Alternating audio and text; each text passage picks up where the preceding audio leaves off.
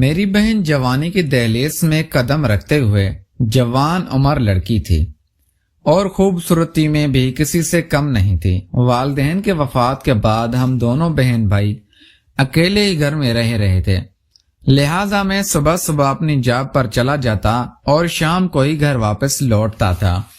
جب بھی ڈیوٹی سے واپس آتا تو کئی دفعہ میری بہن پڑوس کے گھر میں پاتی جاتی۔ ہمارے پڑوس میں صرف ایک ڈاکٹر اور اس کی بیوی ہی رہتے تھے، اور ڈاکٹر بھی اچھا انسان نہیں تھا، لہٰذا میں نے کئی بار بہن کو سمجھایا کہ تم اب جوان ہو چکی ہو، ایسے منہ اٹھا کے کسی کے بھی گھر نہ چلی جایا کرو۔ میری بہن میرے منہ پر تو کہہ دیتی کہ ٹھیک ہے بھائی، میں آئندہ نہیں جاؤں گی، لیکن وہ میرے پیٹھ پیچھے اپنی حرکتوں سے باز نہیں آتی تھی۔ لہٰذا کئی دنوں بعد دوبارہ جب میں ایک دن ڈیوٹی سے ایمرجنسی میں جلدی چھٹی لے کر واپس آیا تو اس دن بھی بہن گھر میں موجود نہیں تھی۔ مجھے تجسس ہوا کہ آخر وہ ہمسایوں کے گھر میں لینے کیا جاتی ہے، اور میں براہ راست پڑوس کے گھر میں جانا بھی نہیں سکتا تھا، لہٰذا میں نے کسی طریقے سے ان کے گھر چھاپا مارنے کا سوچا، لہٰذا مجھے چھت والا راستہ ہی بہترین لگا۔ پھر میں نے جیسے ہی ہمسائے کی چھت فلانگ کر سیڑھیوں کے راستے سے نیچے اترا تو جو منظر میں نے دیکھا اس نے تو میرے پیروں تلے سے زمین ہی نکال دی، کیونکہ ڈاکٹر صاحب تو بڑے ہی مزے سے میری بہن کی۔ میرا نام سرفراز ہے، ہم دو بہن بھائی تھے، ایک بھائی اور ایک بہن۔ ہمارے ماں باپ کے وفات کے بعد ہم دونوں ایک دوسرے کا آخری سہارا بن گئے تھے۔ میری چھوٹی بہن سونیا مجھ سے پورے 8 سال چھوٹی تھی۔ جب ہمارے والدین اس دنیا سے رخصت ہوئے تو رشتہ داروں نے بھی ہم سے ہر قسم کا ناتا توڑ لیا۔ کوئی منہ سے یہ نہیں کہتا تھا کہ ہم ان کے کچھ نہیں لگتے، لیکن جب احساس ختم ہو جائے تو انسان خود سمجھ جاتا ہے کہ اس کے کسی کی نظر میں کوئی اہمیت نہیں رہی۔ اللہ کا شکر تھا کہ جب میں ماں باپ کے سائے سے محروم ہوا تب میری تعلیم اپنی آخری مراحل میں تھی۔ میں نے تعلیم کے ساتھ نوکری بھی تلاش کرنی شروع کر دی تھی۔ ابھی میں نے چند جگہوں پر ہی درخواست دی تھی کہ اللہ کی مہربانی سے جلدی ہی مجھے نوکری مل گئی۔ اس کے بعد میری تعلیم اور نوکری ایک ساتھ چلنے لگی۔ اپنی تعلیم کو اور جاب کو مینج کرنا میرے لیے بہت مشکل ہو جاتا تھا، لیکن یہ جاب بھی میرے لیے ایک امید کی کرن تھی کہ اگر میں اسی جاب پر ہی محنت کرتا رہا تو یہی جاب ایک دن مجھے اپنے پاؤں پر کھڑا کر دے گی اور ہمارے حالات بہتر ہو جائیں گے۔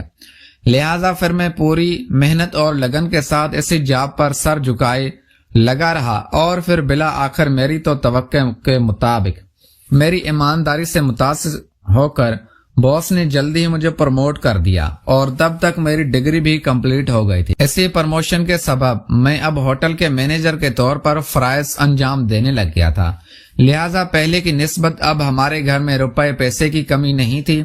لیکن ابھی اماں جان نے کینسر میں مبتلا ہونے پر ابا جان نے جو قرض لیا تھا وہ بھی چکانا باقی تھا۔ یہی وجہ تھی کہ جائز ضرورتیں پوری کرتے ہوئے بھی ہم لوگ 100 دفعہ سوچتے تھے۔ دوسرا، مجھے چھوٹی بہن کی شادی بھی تو کرنی تھی، اسی لیے بھی تو پیسہ چاہیے تھا۔ دن رات میں انہی فکروں میں کھویا رہتا تھا۔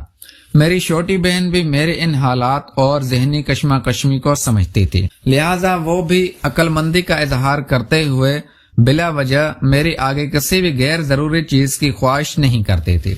میری بہن جو سونیا مکس 20 سال کی تھی، آج کل اس کی پڑوسیوں کے گھر بہت آنا جانا تھا۔ میں پریشان تھا کہ اگر وہ پڑوسیوں کے گھر جاتی بھی ہے تو مجھے بتا کر کیوں نہیں جاتی۔ میں اسے روکنے تو نہیں لگا تھا، لیکن وہ مجھے جتنا چھپاتی مجھے ویسے ہی پتا چل جاتا کہ آج وہ صوبیہ میڈم کے گھر گئی ہے۔ صوبیہ میڈم ہمارے گھر کے بالکل ساتھ رہتی تھی۔ ان کا ایک چھوٹا سا ٹیوشن سینٹر تھا۔ ان کے شوہر ڈاکٹری کے پیشے سے مستنک تھے۔ میری امی اور صوبیہ آنٹی کی آپس میں بہت زیادہ بنتی تھی۔ بچپن میں ہم نے ٹیوشن بھی انہی سے پڑھی تھی۔ وہ بہت اچھی خاتون تھی۔ پہلے برس 20 سے وہ ہمارے پڑوس میں رہ رہی تھی، لیکن ان کے شوہر عجیب انسان تھے۔ وہ مجھے ذرا بھی پسند نہیں تھے، کیونکہ وہ پیسے کو ترجیح دیتے تھے، اور مجھے ان کی یہی مفاد پرستی پسند نہیں آتی تھی۔ میں ان سے زیادہ تر دور ہی رہتا تھا۔ اگر وہ مسجد میں میرے ساتھ ایک صف پر بیٹھ جاتے تو میں فوراً سے وہاں سے اٹھ کر کسی اور جگہ بیٹھ جاتا، کیونکہ جب میری ماں بیمار تھی تو تب اس ڈاکٹر نے میری ماں کا معائنہ کرنے سے انکار کر دیا تھا، کیونکہ میرے ماں باپ کے پاس پیسے نہیں تھے۔ میں ایک انجان نفرت کو دل میں کاٹ رہا تھا جو ڈاکٹر صاحب کے لیے تھی۔ میں کبھی ان کو یہ نہیں بتا سکا کہ میں ان سے نفرت کرتا ہوں یا میری ان سے نفرت کرنے کی وجہ کیا ہے۔ بس یہ سب کچھ میں نے اپنے دل کی دکھ تک رکھا ہوا تھا جو مجھے تھا۔ مجھے ان کا چہرہ بہت مکار لگتا تھا۔ یہی وجہ تھی کہ ایک بار میں نے اپنی بہن سونیا کو ڈانٹ دیا کہ وہ اب صوبیہ میڈم کے گھر نہ جایا کرے، خاص طور پر جب ان کے شوہر گھر ہو۔ سونیا میری بات اچھے سے سمجھ چکی تھی، لیکن میرے سمجھانے کے باوجود وہ میری غیر موجودگی میں ان کے گھر جانے سے باز نہیں آتی تھی، چاہے ڈاکٹر صاحب گھر میں موجود ہو یا نہ ہو۔ اس بات سے بھی اس کو کوئی فرق نہیں پڑتا تھا، یعنی اس نے میری بات کو کوئی اہمیت نہیں دی تھی۔ بس جب میں گھر نہ ہوتا تو وہ صوبیہ میڈم کے گھر دوڑی دوڑی چلی جاتی۔ شروع میں تو مجھے لگا شاید میرے منع کرنے پر سونیا پڑوس کے گھر جانا چھوڑ چکی ہے، کیونکہ اب ڈاکٹر صاحب بھی ریٹائر ہو چکے تھے اور انہوں نے اپنے گھر میں ہی چھوٹا سا کلینک کھول لیا تھا۔